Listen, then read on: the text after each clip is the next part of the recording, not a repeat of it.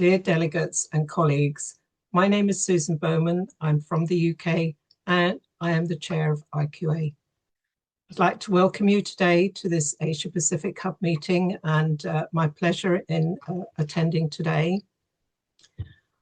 IQA is an independent body of ICMCI reporting directly to the board with authority to approve the accreditation of IMCs according to the ICMCI PDSC CMC certification standard. The role of IQA is to assess IMCs on a triennial basis to confirm their continuing accreditation as full members of ICMCI with authority to award CMC.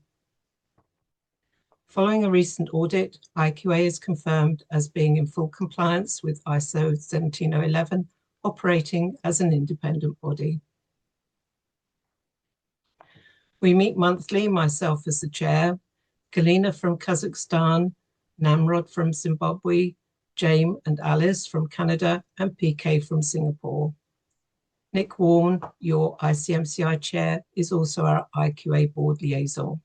We have Rima from Jordan as ex officio and Kuzema from Jordan as the secretariat. IQA guiding principles revolve around equivalency and reciprocity.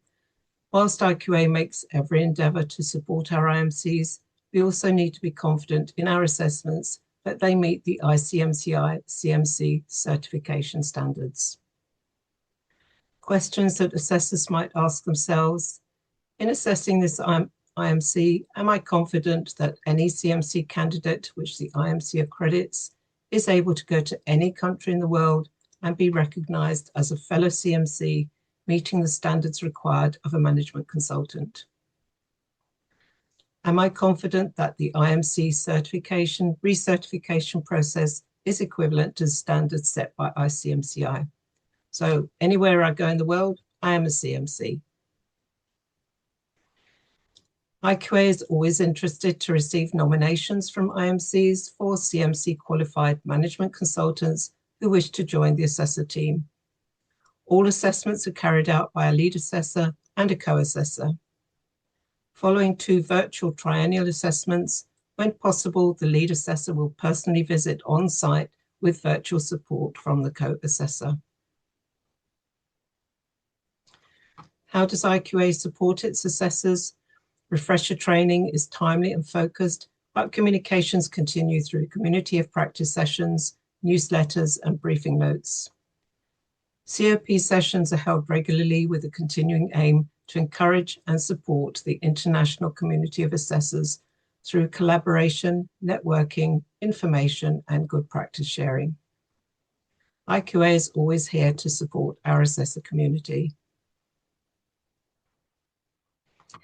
Readiness for an assessment, this is most important.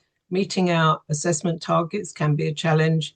Even though assessments are triennial, we would encourage IMCs to always be ready for an assessment. In certifying a CMC, the certification process should be operational at all times with supporting documentation available.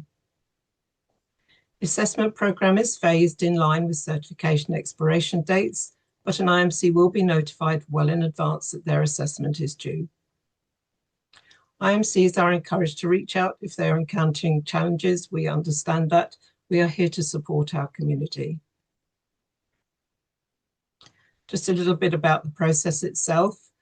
The Secretariat will contact an IMC to advise that the triennial assessment is due and introduce the assessors. The assessors will then contact the IMC and present an overview of the process and follow up to confirm understanding. The IMC is then left to prepare their documentation, obviously coming back and asking any questions if they have any queries. This consists of 2 control documents, the statement of equivalence and basic facts, plus supporting documentation.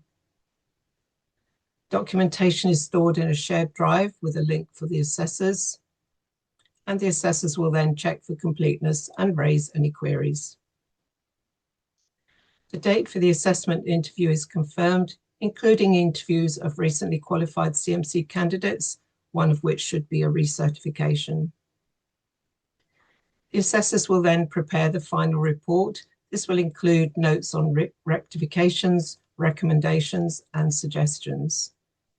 This will be sent then to the IMC for their review, and it will then go to IQA for governance. Once governance is completed, the board will be notified and documentation and certificate issued by the Secretariat. The assessors carry out a checklist when they finish the assessment, and they mark each element of the statement of equivalence accordingly. So this will say it's either compliant, it conforms to the standard, an R1. We don't often see these, but it's an immediate rectification where action must be completed before the report is submitted to IQA for approval. That may require some discussion and agreement on how to move forward with that. An R2 is a rectification where action must be completed by the next triennial assessment. And then also R3, a recommendation, or S, a suggestion. So that's how the assessors will mark their checklist. Just a little bit about these control documents. So the statement of equivalence, this is an important document. It's your control. It covers the following elements. It's presented in a structured way for the assessment and the continued operations of the IMC. So the responsibilities of the IMC, is it in good standing? Do they have a code of conduct? Is the correct governance in place with all the right committees and qualified members? The certification process itself, from the application, is the process being followed with forms, submission of evidence? The methodology, has the competence framework been followed? This can be either a framework which the IMC has developed but is in line with the ICMCI standard, or following the ICMCI standard. Examination, so this is a document assessment and interview. And decision, so this must be made by qualified IMC members who can make that decision. This also includes policies and documentation processes in place for sanction, suspension, reduction and withdrawal, recertification, complaints and appeals, control of certification marks and logos, and remember to use the CMC trademark. The second control document is Basic Facts.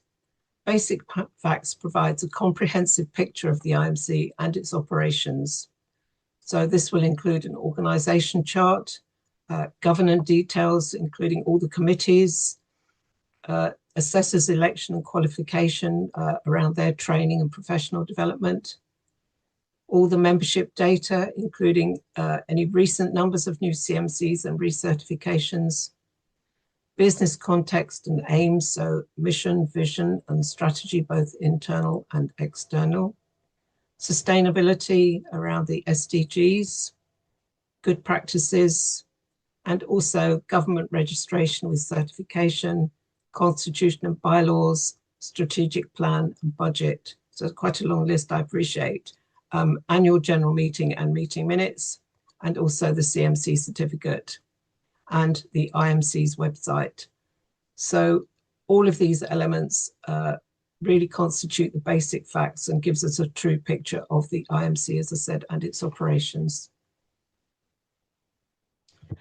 So the final health check that the assessors will look at, which is at the end of the report, so that the IMC has the following in place to meet ICMCI standards.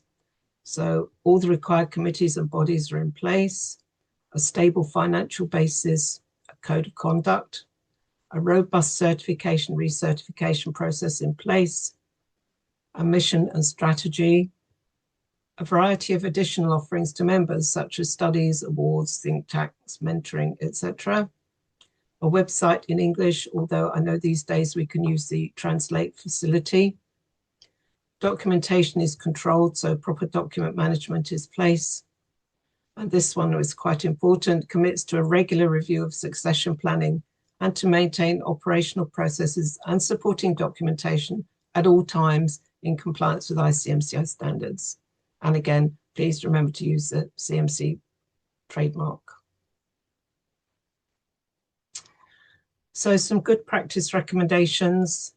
I know I've mentioned this several times now, but it is quite important. So readiness, IMCs should always be operational. If you're issuing CMCs, then the process should be in place with supporting documentation available. Timely recertification, this should occur every 3 years. Succession planning and governance in place, document management, guiding principles of equivalence and reciprocity, and introduction of a QMS with regular internal audits. So just some good practice recommendations for you to think about. So my thanks to you for listening.